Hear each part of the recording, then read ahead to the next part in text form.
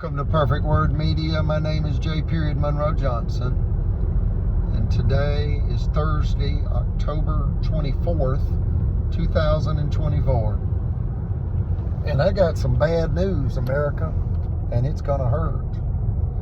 Alabama's violating the Constitution again, and I'm not talking about the Alabama Constitution of 1901. Alabama's got about a half dozen constitutions, yet we go by the last one.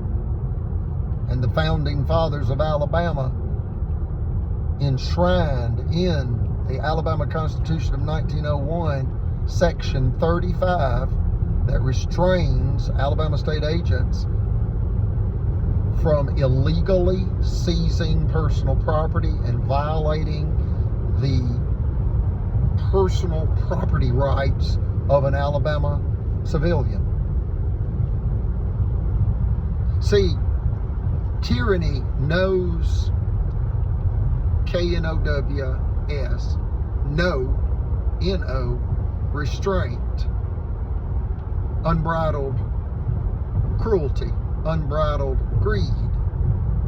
It has taken over some of our leaders in Alabama and created a Nazi Germany criminal regime.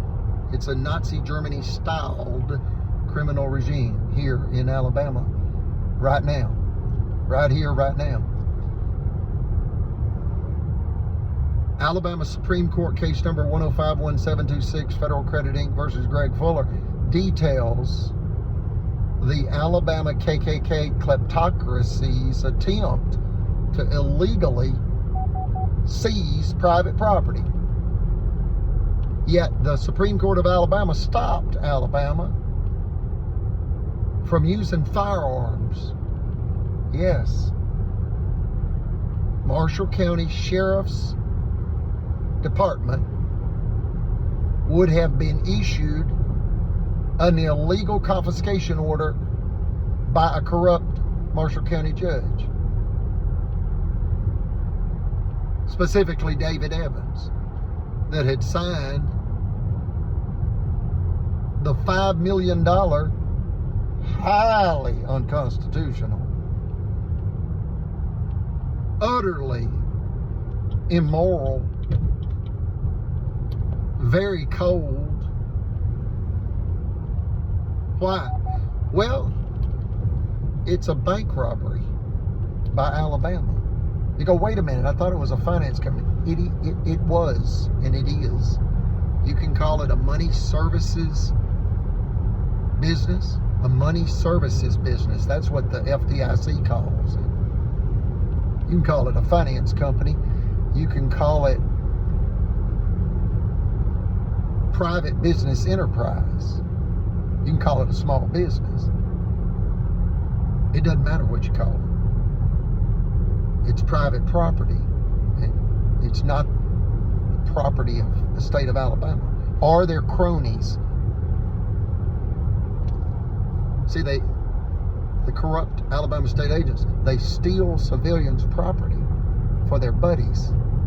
It's a theft scheme of officials in Alabama in the 21st century. And understand, without the power and authority of the Supreme Court of Alabama and their unanimous ruling, you cannot underestimate the power of what I just said. A unanimous Supreme Court of Alabama ruling. Case number 1051726. And when you talk like that to an attorney, the first question they ask is, what attorney adjudicated that? What attorney prosecuted that? And what judge adjudicated that? That's what they ask. Well, the Chief Justice of the Alabama Supreme Court, Roy Moore, who is now the former Alabama Supreme Court Chief Justice, he took the case. See, they don't take many cases, relatively speaking. Neither do the Supreme Court of the United States. Neither does the Supreme Court of the United States. And what do I mean by that? Thousands of cases get appealed to the Supreme Court of the United States and our individual states. They don't have the time or resources to adjudicate every one. Most are remanded back to the trial court. This one wasn't. Why?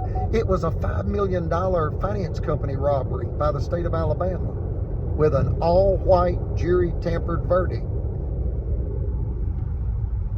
It began in the year 2001. And we're almost entering the year 2025. And if you subtract 1 from 25, that's 24 years ago. And today's the 24th day in 2024. So you got a lot of 24s going on here. See the patterns. Understand Alabama's caught. And they're caught robbing a bank, a privately owned finance company. See, some people say, well, that's a bank. Why? Well, you were financing cars. You were loaning money. When you've got well over $1 million of accounts receivables on the books, you're considered a bank by the common folk. Now again, you can call it a finance company, but regardless, Alabama got caught robbing a finance company, and then they returned these corrupt officials in Marshall County and Montgomery County. This involves the governor, Kay Ivey. This involves the Attorney General, Steve Marshall. This involves 5 judges in Alabama that are corrupt, that committed perjury, obstruction of justice, civil rights violations, constitutional violations, both federal and state crimes. It's bank fraud. You want to keep it simple? It's one word. One word. Bank fraud. You go, wait a minute, that's 2. No, you put a hyphen between the 2 words. Make it one word. Keep it real simple. It's bank fraud. What's confusing is it's bank fraud by Bama. You go, wait a minute, I thought it was Alabama. Yeah, okay, call it Alabama. Doesn't matter what you call this. It's crime. It's violent crime. That's what it is. And we ask that you reach out to your federal friends. That's your representatives in Congress. That's your senators. Reference this YouTube channel, Spiritual Grandpa Live 100, and tell them you have concerns for our nation's future. You have concerns for your family. Now, and I word it this way, those to be. And what does that mean? Not just your children and grandchildren and great-grandchildren, your unborn children, your family's to-be-born children. Folks, no home's safe with this type of crime. When you've got judges conspiring in violent crime that involves S.A., and if you're a mature adult, you know what S.A. means. It's S.E. asterisk U.A.L. assault. That's what S.A. means. This involves S.A. ordered and are condoned by the state of Alabama in a theft and revenge $1 million plus bank fraud crime that follows a dozen other attacks in this bank fraud scheme by high-level Alabama state agents. And again, Governor Kay Ivey intentionally disregarded Brother Chappell's pleas for help, and within 90 days of his certified letter to Governor Kay Ivey, they had ended his life. The conspirators in this bank fraud. He was threatened with jail as he defended Constitution. And he was ordered to pay the criminal sex offender chiropractic Dr. John Allen Smith. That's Jonalan Smith, Smith. Brother Chappell was ordered to pay chiropractic Dr. John Allen Smith, $4,000. Where would Brother Chappell have gotten the $4,000, folks?